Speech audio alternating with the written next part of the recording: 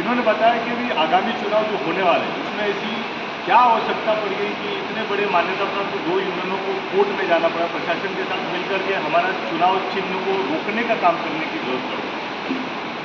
आपने देखा कि कुछ समय पहले जो 2004 में एनपीएस लागू हुआ था उसको लेकर के कर्मचारियों के बीच काफ़ी विरोध चल रहा था।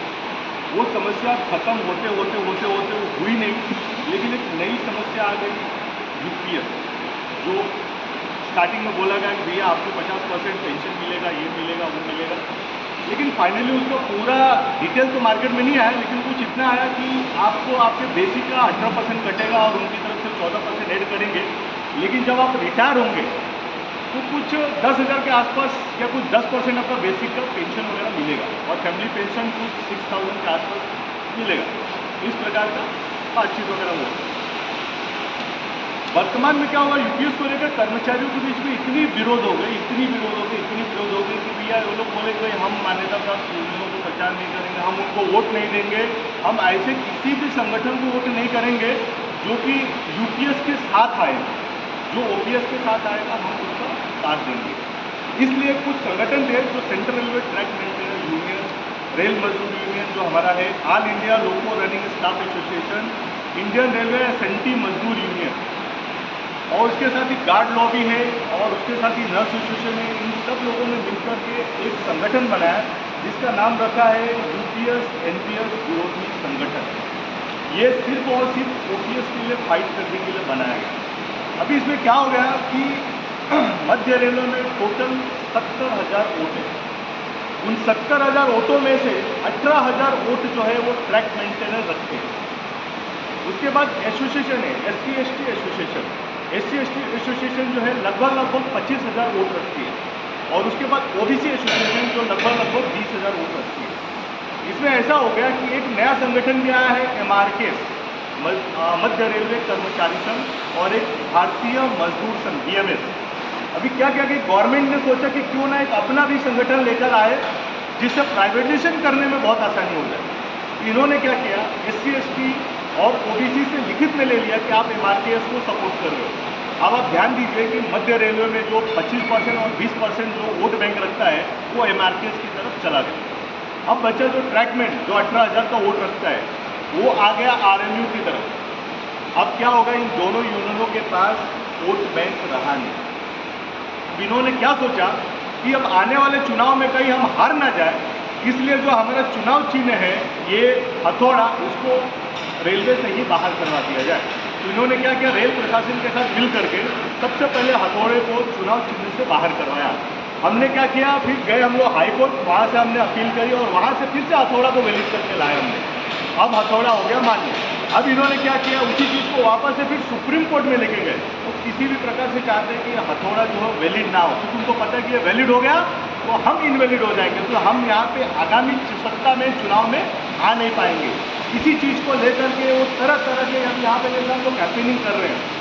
कहीं पे जा रहे हैं तो ये पता चल रहा है कि भाई आने वाले चुनाव में बायोमेट्रिक कैंसिल करने वाले हैं, भैया हम आपको बायोमेट्रिक कैंसिल करेंगे, आप हमको वोट दो, इस प्रकार के झूठे आश्वासन दे रहे हैं। मैं आपको बताना चाहूँगा कि बायोमेट्रिक किसी भी प्रकार से लागू नहीं किया जा सकता था। उसके 3 मुख्य मुद्दे थे जिसको पूरा करने के बाद ही बायोमेट्रिक कराना था।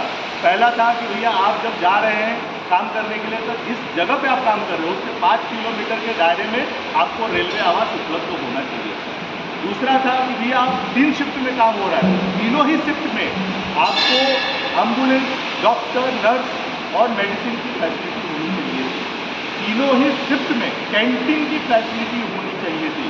इन चीज़ों को फुलफिल किए बगैर बायोमेट्रिक नहीं लगाना चाहिए। लेकिन इन्होंने क्या किया वो पता नहीं, आप लोगों को खुद पता है कि अंदर से काम कैसे होता है।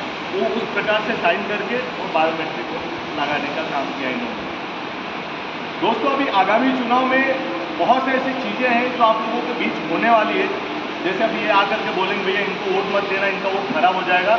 मैं आपको बताना चाह रहा हूँ कि हमारा संगठन नेशनल लेवल पे है। रेल मजदूर यूनियन एक ही नाम से नेशनल लेवल पे कार्यरत है, लेकिन ये लोग लोगों को भड़का रहे हैं कि नहीं ये लोग यहीं तक है, ये लोग आगे तक नहीं है। तरह तरह की भ्रांतियाँ मार्केट में ये लोग फैला रहे हैं। किसी भी प्रकार से इनका वोट बैंक काट दिया जाए।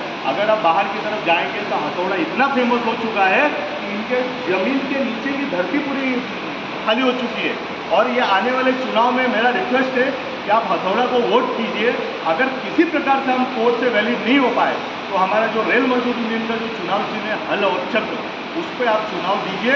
और आने वाले, जैसे हमारे पार्टी जी ने बताया कि अगर हम सत्ता में आए तो ओपीएस के लिए जी जान से फाइट करेंगे, और आप एक नए यूनियन को अगर मौका देंगे तो कुछ बदलाव के लिए आप मौका देंगे, क्योंकि जो सत्ता में सालों से बैठी हुई है वो काम कर करके थक गए, वो अभी आप लोगों के लिए कुछ काम नहीं करने वाले हैं। एक बात इन्होंने बताया कि वन मैन वन यूनियन का, sorry one nation one union का जो उनकी थ्योरी चल रही है, आप ध्यान से देखिए, ये वन मैन वन यूनियन की थ्योरी चल रही है। आप देखते कभी बैनरों पे उनके दूसरे किसी भी लीडर्स के फोटो रहते हैं, उनके ऑफिस बेरर के फोटो रहते हैं, एक ही आदमी का फोटो रहता है जो ये बताता है कि मैं ही हूँ होल एंड सोल।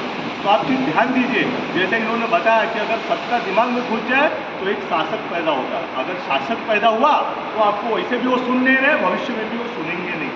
तो मैं चाहूँगा कि आप लोग आने वाले जो मान्यता की चुनाव है उसमें हथौड़ी, अगर हथौड़ी ना दिखे तो हल और चक्र का बटन दबाइए और इन लोगों को यहाँ से बाहर निकालने का काम कीजिए, ताकि नई यूनियन को मौका मिले और वो आपके साथ में काम करे और कुछ नया काम करे, क्योंकि पुराने लोगों के पास काम कुछ बचा ही नहीं है। अब ये ठेके की तरफ आगे बढ़ रहे हैं, उनको पता है कि भाई आने वाले दिनों में ये रेल मजदूर, रेलवे के जो कामगार है वो कम पड़ेंगे, हमारे पास चंदे कम हो जाएंगे, ये जो ठेके कामगार है ये आएंगे, हमारा दुकान चलते रहेगा। रेल मजदूर यहाँ पे दुकान चलाने के लिए नहीं आई है, यहाँ पे आपके भविष्य की बात करने के लिए आई है। तो आप भविष्य को सोच करके रेल मजदूर यूनियन को वोट कीजिए। इसी चंद शब्दों के साथ मैं आपको बात